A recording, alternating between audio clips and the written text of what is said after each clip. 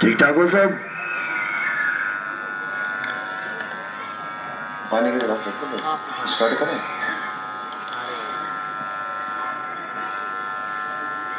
साहिब बंदगी सतनाम। तो पहले तो मैं अपने बारे में बता दूं, मेरा नाम नितिन दास है। मैं कबीर साहिब के सतमार्ग का प्रचार करता हूं। कबीर साहब का नाम सुना है ना आपने? बहुत अच्छी बात है। सत्य सबका एक ही है, क्या हिंदू, क्या मुसलमान, क्या सिख, क्या ईसाई, लेकिन सत्य कोई समझ नहीं पा रहा, इसलिए सब अलग अलग हुए बैठे हैं। हम उसी सत्य का प्रचार करते हैं, गली गली जाके, गांव गांव, शहर शहर, पूरे देश में भ्रमण करते हैं, विदेशों में भी जाते हैं, और जो सच्चा मार्ग है, परमात्मा को पाने का सही रास्ता है, उसका प्रचार करते हैं। मेरा नाम नितिन दास है। नितिन का मतलब होता है सही मार्ग बताने वाला, सच्चा रास्ता बताने वाला, सत्य असत्य का निर्णय करने वाला। तो मैं चाहूंगा कि आप भी सत्य और असत्य का निर्णय करना सीख जाओ, क्योंकि अभी आप छोटे बच्चे हो। जो चीज आपको आज पता लग गई वो आपको सारी उम्र काम आएगी। 2 जमा 2 कितने होते हैं? 2 जमा 2 2 2 नहीं। ये बचपन में सीखा ना आपने, ये सारी उम्र काम आएगा। कोई कहेगा तुम्हें, अगर कोई डॉक्टर इंजीनियर भी आगे कहेगा कि 2 दूनी 5, मान लोगे क्या? नहीं मानोगे, क्योंकि तुम्हें वो ज्ञान मिल गया जो सारी उम्र तुम्हारे साथ रहेगा। और ये सत्य भी है, इसीलिए कोई तुम्हें भ्रमित नहीं कर पाएगा। इसी प्रकार जो सत्य ज्ञान है, आज आपको वो बताया जाएगा, आपको समझाया जाएगा कि सत्य और असत्य होता क्या है, क्या है सत्य, क्या है असत्य। तो आज का सत्संग शुरू करने से पहले मालिक के नाम पे जयकारा लगाएंगे। बोलिए परमपिता परमात्मा की, सदगुरु बंदी छोड़ कबीर साहिब की, सभी संतों की, सभी भक्तों की, आज के आनंद की, सकल हंस को बंदगी।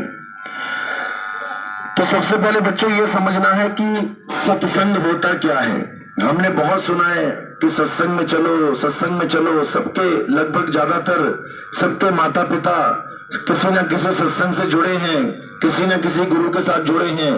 तो सत्संग होता क्या है, पहले ये समझना है। सत्संग का मतलब होता है सत्य का संग। संग का मतलब होता है साथ। जब तुम सच का साथ देने लग जाओ, तब समझो कि तुम सत्संगी हो। और अगर तुम सच का साथ ना दे पाओ तो तुम सत्संगी नहीं हो। बिल्कुल सिंपल 2 शब्दों में ये डेफिनेशन है। सत्य का साथ देने वाला सत्संगी, और सत्य का साथ ना देने वाला असत संगी। तो किस किसने सत्संगी बनना है, पहले तो ये हाथ खड़े करो जो हमेशा सत्य का साथ देंगे, केवल किताबों में नहीं। कुछ बच्चे हाथ नहीं खड़ा कर रहे हैं, कोई बात नहीं, उन्हें समझ में आएगा सत्य क्या होता है तो जरूर हाथ खड़ा करेंगे। तो हमारे जीवन का एक ही लक्ष्य होना चाहिए कि हमने सत्य का साथ देना है। अगर हम सत्य का साथ नहीं देंगे तो हमारा कल्याण नहीं होगा। चाहे हम कितने ही बड़े डॉक्टर, कितने इंजीनियर, कितने ही साइंटिस्ट बन जाएं, अगर हम सत्य का साथ नहीं देंगे तो हम जीरो हैं, बिल्कुल शून्य हैं। भले 100 लोग, 100 थे ना कौरव, भले एक तरफ 100 खड़े हों और एक तरफ 5 हों, जीत किसकी होती है? सत्य की। वो 5 जीत गए, 100 हार गए। यानी सत्य केवल एक आदमी भी बोल रहा हो तो वो सत्य रहेगा, और असत्य चाहे सारा संसार बोल रहा हो, वो असत्य सत्य नहीं हो पाएगा। तो सत्य और असत्य का ही झगड़ा है सारे संसार में। अब सत्य क्या है, असत्य क्या है, इसको अच्छी तरह समझ लेना है। डेफिनेशन क्या है सत्य और असत्य की? असत्य वो होता है जो बदल जाता है, जो सदा एक सा नहीं होता। जब आप छोटे से बच्चे पैदा हुए थे तो कितने बड़े थे? कोई 8 इंच का, कोई 10 इंच का, और धीरे धीरे धीरे देखो कितने बड़े हो गए आप। यानी आपका शरीर पल पल बदल रहा है। अब जो बदल रहा है वो सत्य नहीं है, वो सत्य नहीं है। जो आप आज फोटो खींच रहे हो, अपनी शीशे में देख रहे हो, ये कल को और बदल जाएगा। बड़े हो जाओगे, जवान हो जाओगे, दाढ़ी मूछें आ जाएंगी, उसके बाद धीरे धीरे काले बाल सफेद होने लग जाएंगे, धीरे धीरे और बूढ़े हो जाओगे, कमर झुक जाएगी, हालत खराब हो जाएगी, उसके बाद मिट्टी के साथ मिट्टी हो जाओगे। तो यह है असत्य। और सत्य क्या है? जो कभी नहीं बदलता, जो जैसा कल था वैसा ही आज है और वैसा ही कल रहेगा, उसमें कोई बदलाव नहीं आता। और असत्य का नाश हो जाता है, सत्य का कभी नाश नहीं होता। तो क्या चीज है ऐसी दुनिया में जिसका कभी नाश नहीं होता? केवल हाथ खड़े करने जिसको पता है। ऐसी कौन सी चीज है जिसका कभी नाश नहीं होता? बताओ। सत्य। वो सत्य तो कह दिया ना, सत्य तो कहने में आ गया। वो वस्तु क्या है? जैसे मैं कहूं पानी, जब प्यास लगती है तो क्या क्या पीते हो? पानी। लेकिन एक पानी है बोलने वाला जो मुंह से बोल दिया पानी। अब मेरे मुंह से बोलने वाले पानी से प्यास बुझ जाएगी? वरना जिसको प्यास लगे पानी पानी पानी जपे और गला गीला कर ले। अब पानी नाम की एक वस्तु भी है, वो कहां पड़ी है? घड़े में, कुएं में, जलाशय में, तालाब में, नदी में। तो एक है बोलने वाला पानी जो किसी काम का नहीं, और एक है पीने वाला पानी जिससे तुम्हारा गला गीला होगा। अब बोलने वाली चीज है सत्य। अब वो वस्तु क्या है? क्या है? तुमने सुना होगा बचपन में। क्या है जिसको शस्त्र काट नहीं सकते, अग्नि जला नहीं सकती, वायु सुखा नहीं सकती, जल भिगो नहीं सकता? क्या है वो? अरे क्या बात है, खड़े हो जाओ बेटा, ताली बजाओ इसके लिए। देखो बड़े बड़े नहीं बता पाए, कभी सुना नहीं। नैनम छंदंती शस्त्राणी नैनम दहती पावका न चैनम क्लंता पे न शोषति मारुता। हे अर्जुन, आत्मा को ना तो कोई शस्त्र काट सकता है, ना अग्नि जला सकती है, ना वायु सुखा सकती है, ना जल भिगो सकता है। तुम्हारे शरीर को अग्नि जला सकती है? तुम्हारे शरीर को अग्नि जला सकती है? पानी भिगो सकता है? इसका मतलब ये असत्य है, झूठ है। केवल एक आत्मा ही ऐसी चीज है जिसको ना तो कोई काट सकता है, ना जला सकता है, ना सुखा सकता है, ना ही कोई शस्त्र इसको खत्म कर सकता है। ये आत्मा ही सत्य है। हे अर्जुन, ऐसा कोई समय नहीं था जब ये राजा महाराजा तू और मैं नहीं थे, और ऐसा कोई समय नहीं आएगा जब ये राजा महाराजा तू और मैं नहीं रहेंगे। यानी हम सदा से थे और सदा रहेंगे। तो मरेगा कौन? कौन मरेगा? शरीर। ये शरीर असत्य है, इसका एक दिन नाश हो जाएगा। जो असत्य को सत्य मान के बैठे हैं उनका भी एक दिन नाश हो जाएगा अज्ञानता में, और वो फिर से एक बार मां के गर्भ में जाके नया शरीर धारण करके लेके आएंगे और एक बार फिर उनका नाश हो जाएगा। यानी बार बार जन्म मरण में पड़े रहेंगे। लेकिन जो सत्य को जान लेते हैं वो कभी जन्म मरण में नहीं आते। समझे? मंदिर कौन कौन जाता है? हाथ खड़े करो। बहुत अच्छी बात है। क्यों जाते हो? कारण क्या है? जिम कौन कौन जाता है? जिम जाता है कोई? कोई जिम ही नहीं जाता। कोई बात नहीं। डॉक्टर के पास जाते हैं? कौन कौन जाता है? क्यों जाते हैं? वैसे ही घूमने चले जाते हैं कि चलो डॉक्टर की दुकान आगे घुमाते हैं। जब बीमार होते हो तब जाते हो। जिम कब जाते हैं? जब बॉडी बनानी होती है तब जाते हैं। पार्लर कब जाते हैं? जब सुंदर दिखना होता है तब जाते हैं। इसी प्रकार मंदिर क्यों जाते हैं? कारण क्या है?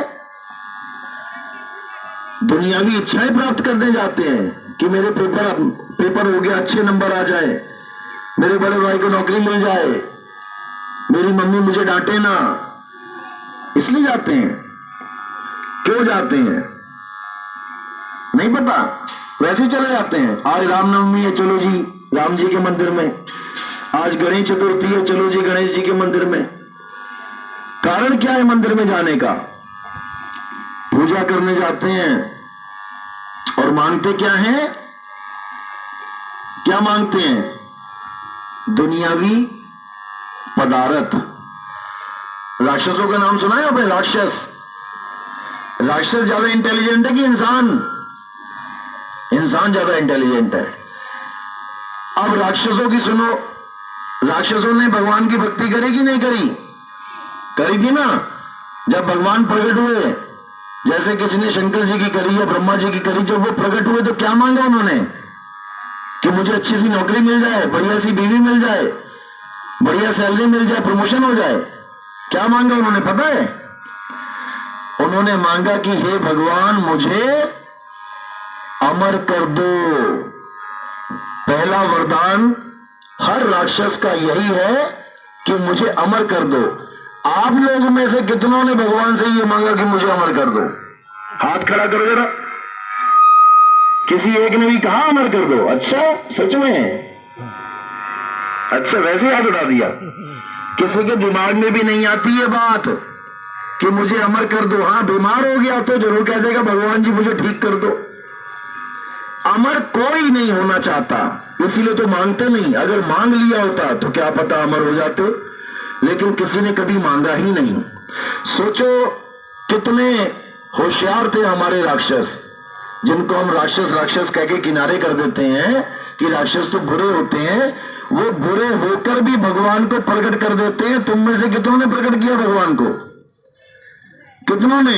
एक ने भी नहीं। और वो राक्षस होके मंत्र जप के भगवानों को प्रकट कर देते थे। तो सोचो कितनी बड़ी हस्ती है वो भी। और कभी भी दुनियावी पदार्थ नहीं मांगते थे। वो कहते थे कि भगवान जी मुझे अमर कर दो, मैं अमर होना चाहता हूं। सोचो कितना जबरदस्त आईक्यू था उनका। लेकिन जिससे भी वरदान मांगते थे वो खुद ये कहते थे भाई अमर तो हम नहीं है, तुम्हें कहां से कर दे। तो ऑप्शन आगे बढ़ जाती थी कि कुछ और मांग लो। अब जिसने भी जो कुछ मांगा, जितनी बुद्धि उसकी चली, उसने उतना ही वरदान मांग लिया। किसी ने कहा मुझे 3 लोक का राज दे दो, किसी ने कहा मुझे स्वर्ग का राज दे दो, किसी ने कहा मैं सारी दुनिया में सबसे बड़ा राजा बन जाऊं। तथास्तु, ले जाओ। एक बहुत चतुर था जिसने बड़ा दिमाग लगाया कि अमर तो कर नहीं रहे ये लोग, क्या किया जाए जो मैं मरूं ही ना। कौन था वो? सबसे ज्यादा दिमाग कौन से राक्षस ने लगाया था? कहानियों के साथ तुम्हारे संबंध थोड़ा कम लग रहा है, धार्मिक कहानियां सुनी नहीं है। वो था हिरण्याकश्यप। हिरण्याकश्यप ने क्या वरदान मांगा कि दिन में ना मरूं, रात में ना मरूं, घर के अंदर ना मरूं, बाहर ना मरूं, धरती पे ना मरूं, आसमान में ना मरूं, आदमी से ना मरूं, जानवर से ना मरूं, अस्त्र से ना मरूं, शस्त्र से ना मरूं। पूरा दिमाग लगा दिया उसने कि कैसे भी अमर हो जाऊं। लेकिन हो गया क्या? नहीं हुआ, क्योंकि वो जिससे वरदान मांग रहा था उसका आईक्यू उससे भी ज्यादा था। उसने उसका भी तोड़ निकाल रखा था कि ये ऐसे ऐसे वरदान मांगेगा फिर भी इसकी मौत पक्की है। तो वो दिन में नहीं मरा, रात में नहीं मरा, शाम को मरा। वो अंदर नहीं मरा, बाहर नहीं मरा, चौखट पे मरा। वो आदमी से ना मरा, जानवर से ना मरा, नरसिंह से मरा, अस्त्र से ना मरा, शस्त्र से ना मरा, नाखून से मरा, धरती पे ना मरा, आसमान में ना मरा, जांग पे मरा। तो उसका भी तोड़ निकाल दिया गया, उसको मारा गया। तो इसी प्रकार हमें यह पता करना चाहिए कि हमारा मकसद क्या है। इतने बड़े बड़े राक्षस अमर होना चाहते हैं, लेकिन हम अमर क्यों नहीं होना चाहते? क्योंकि हमें पता ही नहीं है कि अमरता भी कोई चीज है। हमें यह पढ़ा दिया गया कि बेटा ये तुम्हारा डेट ऑफ बर्थ है और एक दिन तुम एक्सपायर हो जाओगे, मर जाओगे। किस किस को लगता है कि वो मर जाएगा एक दिन? हाथ खड़ा करो। किसको लगता है कि वो मर जाएगा एक दिन? यही अज्ञानता है बेटा। तुम कभी मर ही नहीं सकते, तुम कभी मर ही नहीं सकते। तुम अमर हो, तुम्हें नहीं पता कि तुम अमर हो। गीता हमें यह समझाती है कि हम अमर हैं। ईश्वर अंश, जीव अविनाशी। ये जीव अविनाशी है, तुम अमर हो। लेकिन जो मरता है वो कौन है? वो तुम्हारा शरीर है। तुम और तुम्हारा शरीर अलग अलग हैं, लेकिन आपस में जुड़ गए हैं। इसलिए तुम्हें पता नहीं लगता कि मैं कौन हूं, मेरा शरीर कौन है। जैसे करंट और पंखा आपस में जुड़ गए, अब पंखा चलना शुरू हो जाता है, लेकिन चलाने वाला कौन है? करंट। अब करंट ना हो तो पंखा चलेगा क्या? नहीं चलेगा। इसी प्रकार तुम्हारी बॉडी यानी पंखा मानो इसको, ये पंखा चल रहा है किसकी वजह से? आत्मा की वजह से। आत्मा है तो पंखा चल रहा है, आत्मा नहीं है तो पंखा बंद। तुम्हें तुम्हारे माँ बाप प्यार करते हैं, तुम अपने माँ बाप को प्यार करते हो, क्यों करते हो? क्योंकि उनमें आत्मा है। तुम अपनी मम्मी को प्यार करते हो क्योंकि आत्मा है, और जिस दिन आत्मा निकल गई शरीर से उस दिन मम्मी लेट जाएगी और फिर 4 लोग आएंगे उठा के उसको जला देंगे। तुम इसलिए प्यारे लग रहे हो माता पिता को क्योंकि तुम में आत्मा है। जिस दिन तुम्हारी आत्मा शरीर से अलग हो गई, एक भी माँ बाप नहीं कहेगा कि इस बच्चे को मेरे घर में रहने दो। वो क्या कहेंगे? इसको उठाओ और इसको जला दो। यानी अगर तुम्हें कोई प्यार कर रहा है तो वो केवल इसलिए कर रहा है क्योंकि तुम्हारे पास आत्मा है। अब ये आत्मा है कौन? आत्मा का नाम सुना है? कभी आत्मा का नाम नहीं सुना? हाथ खड़े करो जिन्होंने सुना है। आत्मा भूत वाली आत्मा नहीं, फिल्मों में दिखाते हैं वो वाली नहीं। जो आत्मा गीता वाली आत्मा है। सब अपनी अपनी आत्मा लेके आए हो, किसी की घर में तो नहीं छूट गई? बाथरूम में नहाने लगे हो, पता लगा खोटी पे टांग के फिर छोड़ के आ गए वहीं पे, सब लेके आए हो, अच्छी बात है।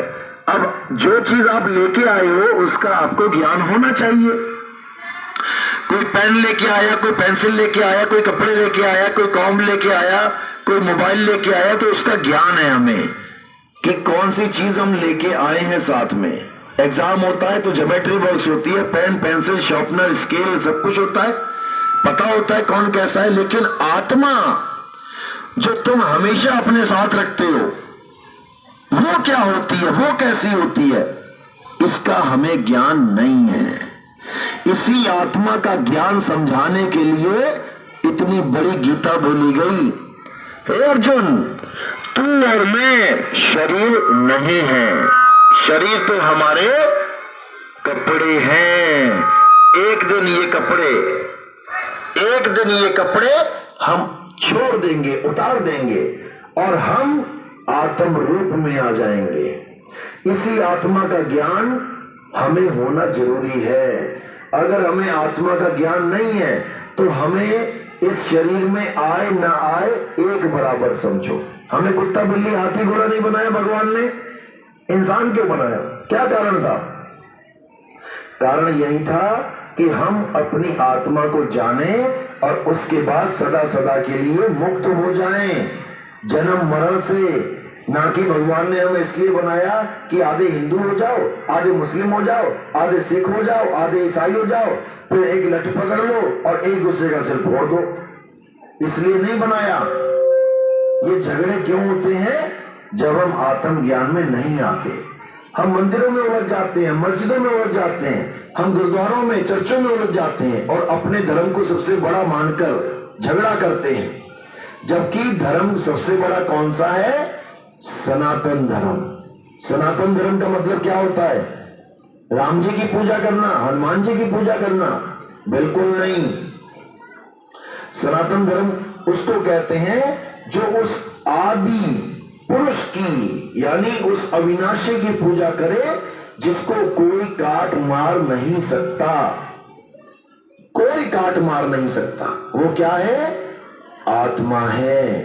अध्याय 2 24वां श्लोक गीता में पढ़ना। क्या कहते हैं? हे अर्जुन, आत्मा ही अचल है, नित्य है, आत्मा अटल है, आत्मा पुरातन है, आत्मा ही सत्य सनातन है। आत्मा ही सत्य सनातन है और जो आत्मा को जान लेते हैं वो आत्मज्ञानी हो जाते हैं और वही असली सनातनी होते हैं। इसीलिए सत्य सनातन बोला जाता है। सत्य सनातन। एक असत्य सनातन भी है। वो क्या है? जो शरीरों की पूजा करते हैं, जो शरीरों में लिप्त हैं, जो शरीर को परमात्मा मान के बैठे हैं, वो असत्य सनातनी हैं। तो ये गीता का ज्ञान है, बिल्कुल क्लियर उसमें बता रखा है, लेकिन समझ उसको आता है जो अच्छी तरह समझता है। क्योंकि अगर इंसानी चोले में हम नहीं समझे तो वापस हमें कुत्ता बिल्ली हाथी घोड़ा बन के आना पड़ेगा। अपने अपने कर्मों के अनुसार। सबसे बड़ा नियम क्या है इस दुनिया का? जैसे आपके स्कूल में कुछ नियम है, इस तारीख को इस दिन को ये वर्दी पहन के आनी है, इसको ये पहन के आनी है, इतने बजे स्कूल आना है, सब एक सी यूनिफॉर्म पहन के आएंगे, जूते अच्छे होने चाहिए, कंघी करी होनी चाहिए, सब नियम है। इसी प्रकार इस दुनिया का नियम क्या है? सबके लिए लागू होता है। वो है जो करोगे सो भरोगे। यानी ऐसा कोई काम नहीं है इस दुनिया में जो तुम करो और उसका फल ना मिले। तुम अच्छे अच्छे काम करोगे, अच्छे अच्छे फल मिलेंगे। तुम लोगों से झगड़े करोगे, मारोगे, गालियां दोगे, तो उसी के हिसाब से तुम्हें गलत फल मिल जाएगा। और ये फल केवल इंसानों के लिए नहीं है, ये बड़े बड़े देवी देवताओं को भी भोगना पड़ता है। सोचो सबसे बड़े कौन है देवताओं में? विष्णु जी। देवताओं में सबसे बड़े विष्णु जी है, उनको भी कर्म फल भोगने पड़ते हैं। उनका सबसे प्रिय सेवक कौन था? विष्णु जी की भक्ति सबसे ज्यादा कौन करता था? कौन करता था? ये नारायण नारायण, नारद मुनि। सोचो सबसे बड़ा भगत है नारद मुनि, और वो अपने ही भगवान को श्राप दे देता है। अपने ही भगवान को श्राप देता है। क्यों? क्योंकि उसके भगवान ने उसका दिल दुखा दिया। कब दुखाया? जब वो स्वयंवर में एक स्त्री से शादी करना चाहता था, तब उसने भगवान से उनका हरि रूप मांगा, भगवान ने उसको बंदर का रूप दे दिया। अब उसका दिल दुखा तो उसने भगवान को श्राप दे दिया।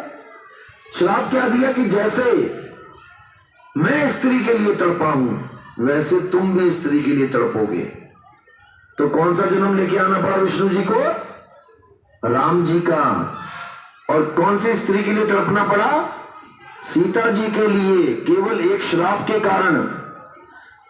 अब राम जी जब बन के आए, पूरी मर्यादा में रहे, मर्यादा पुरुषोत्तम राम, कभी मर्यादा कोई भंग करी नहीं। लेकिन फिर भी एक मर्यादा भंग हो गई। कौन सी मर्यादा भंग हुई? क्षत्रिय, जो क्षत्रियों के नियम होते हैं, क्षत्रिय धर्म, उसकी मर्यादा भंग हो गई। फिर श्राप मिल गया। किसने दिया? राम जी को किसने श्राप दिया था? बाली ने। जब राम जी ने बाली को छुप के मारा, एक क्षत्रिय अगर छुप के दूसरे क्षत्रियों को, वो भी निहत्थे को मारता है, तो ये अधर्म होता है। तो बाली ने मरते मरते क्या बोला? कि हे राम, जैसे तूने मुझे छुप के मारा है, धोखे से मारा है, वैसे ही मैं भी तुझे मारूंगा। क्योंकि जब आप कोई गेम खेलते हो तो सामने वाले को भी नियम पता होते हैं। इंडिया पाकिस्तान का कोई मैच लगा है फुटबॉल का, तो इंडिया वालों को भी पता है फाउल कब होता है, और पाकिस्तान वालों को भी पता है फाउल कब होता है। जैसे ही हमारा बंदा कोई फाउल करेगा, वहां से एकदम अपील हो जाएगी कि ये फाउल है। इसी प्रकार जैसे राम जी ने फाउल किया, छुप के मारा, वो भी क्षत्रिय है, वो सारे नियम जानता है कि क्षत्रिय धर्म क्या कहता है। वहीं पर उसने श्राप दे दिया कि तुमने नियम तोड़ा है, अब तुम भुगतान करो। और फिर राम जी को कृष्ण जी बन के आना पड़ा, और अंत में कृष्ण जी के पैर में किसने तीर मारा? बाली ने ही तीर मारा। तो यानी कि यहां पर कभी भी कोई भी ऐसा कर्म नहीं होता जिसका फल नहीं मिलता। इसलिए आपने सबसे पहले अपने कर्म सुधारने हैं। किसी का दिल नहीं दुखाना है, अपने दोस्तों तक का दिल नहीं दुखाना है। कोई दोस्त छोड़ो, दुश्मन तक का भी दिल नहीं दुखाना है। अगर उसका भी दिल दुखाओगे तो तुम्हें भुगतान करना पड़ेगा। कोई लड़का काला है, अब उसको सब चिढ़ा रहे हो, कालू इधर आ, गलत बात है। सोचो कितना दिल दुखता होगा उसका। वो कोई खुद पेंट करवा के थोड़ी नहीं आया है कि भगवान जी मुझे काला पेंट कर दो। जैसा उसको रंग दिया भगवान ने, उसको मंजूर है। कोई बेचारा लंगड़ा है, पोलियो हो गया, अबे लंगड़े इधर आ, ओ लंगड़े इधर आ, तो उसका दिल दुखेगा और वो तुम्हें श्राप देगा। मन ही मन कहेगा भगवान इसके साथ भी ऐसा कुछ हो जाए कि इसके साथ मजाक उड़ाएं। सोचो, बिल्कुल भी किसी के साथ मजाक नहीं करना है, ऐसा जो उसका दिल दुखे। सबको प्यार करना है, सबको प्रेम करना है, और बात केवल आत्मा की करनी है। आत्मा के अलावा आप किसी की भी पूजा करते हो तो आपका जन्म सफल नहीं हो सकता। अब पूजा किसकी करते हैं? मूर्तियों की। क्यों करते हैं? क्योंकि हमें ये बताया गया कि मूर्ति में भगवान है, मूर्ति ही भगवान है। हिंदुओं को बताया गया। मुसलमान क्या करते हैं? मुसलमान नमाज पढ़ते हैं। उनको पता लग गया कि नमाज पढ़ने से भगवान खुश होता है, अल्लाह खुश होता है। ईसाइयों को क्या बताया गया? ईसाइयों को प्रेयर करना सिखाया गया। सिखों को क्या बताया गया? गुरबानी पढ़ना सिखाया गया। सब अपने अपने अलग अलग तरीकों से अपने भगवान को खुश करने में लगे हैं, लेकिन उनको ये नहीं पता कि सबका भगवान एक है, एक है। हिंदुओं के ग्रंथों में लिखा है भगवान ने सूर्य बनाया, मुसलमानों के ग्रंथ में लिखा है अल्लाह ने सूरज बनाया, ईसाइयों के ग्रंथ में लिखा है गॉड ने सूर्य बनाया, सिखों के ग्रंथ में लिखा है वाहिगुरु अकाल पुरख ने सूर्य बनाया। तो अगर ये चार होते अलग अलग तो सूर्य भी चार होते, लेकिन जब सूर्य एक है तो फिर ये चार कैसे हो गए? इसीलिए संत यही समझाते हैं कि सारे नाम परमात्मा के वो एक परमात्मा के ही हैं। जैसे एक जल के नाम है जल, वाटर, नीर, तो पानी। अब तुम झगड़ा करो, मेरा पानी बड़ा तेरा जल छोटा, मेरा नीर बड़ा तेरा वाटर छोटा, तो ये मूर्खता है। असल में हमें करना क्या है? हमें उस जल, वाटर, नीर, तो पानी को प्राप्त करना है। कि मिले कैसे? कहां मिलेगा भगवान? अब जैसे ही भगवान की बात आती है तो हमें मंदिर याद आ जाता है कि मंदिर में भगवान है। तुम रात में जा रहे हो, तुम रात में अकेले जा रहे हो, तुम्हारे पीछे 10 कुत्ते पड़ गए, सामने हनुमान जी की 100 फुट ऊंची मूर्ति है और थोड़ी ही दूर पर एक पुलिस थाना है, तो किस तरह भागोगे तुम बचने के लिए? 10 कुत्ते तुम्हारे पीछे पड़े हैं, हनुमान जी की 100 फुट ऊंची मूर्ति है और एक तरफ पुलिस थाना है, वहां पर 4-5 बंदे बैठे हुए हैं पुलिस वाले। किस तरह भागोगे बचने के लिए? कहां भागोगे? मूर्ति के पास। मूर्ति बचा लेगी तुम्हें? अब कोई मूर्ति के पास नहीं भागेगा, उसको पता है मूर्ति के पास भी कुत्ते नोच नोच के खा लेंगे। कहां भागोगे? पुलिस थाने में। क्यों? उनके पास बंदूक भी है, लाठी भी है, बड़े आराम से हैंडल कर लेंगे 10 कुत्तों को। लेकिन 100 फुट छोड़ो, 100,000 फुट की मूर्ति हो, वो भी तुम्हें बचा नहीं पाएगी, क्योंकि मूर्ति में भगवान है कि नहीं? आवाज नहीं निकल रही है। सोमनाथ का मंदिर सुना है? सोमनाथ मंदिर भोले शंकर का मंदिर है।